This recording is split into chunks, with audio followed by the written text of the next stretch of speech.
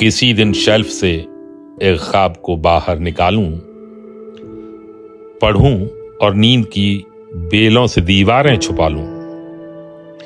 मेरे दर पर कोई दस्तक से अपनी छाप लिख दे, कोई चिड़िया हवा पर रेशमी आलाप लिख दे।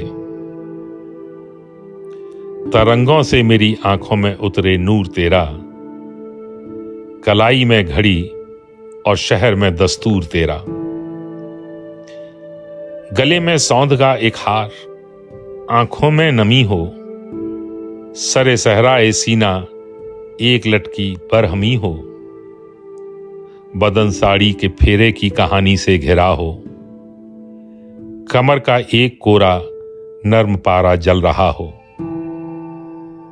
तेरे होठों पे रख दूं एक कली आहिस्तगी से, गले में घूंट उतर आए अदाए तृष्णगी से। किताबों में शराबों का हुनर आ जाए एक दिन, वो भूली भटकी खुशबू मेरे घर आ जाए एक दिन। किसी दिन यूं, किसी दिन शेल्फ से एक ख्वाब को बाहर निकालूं, पढ़ूं और नींद की बेलों से दीवारें छुपा लूं।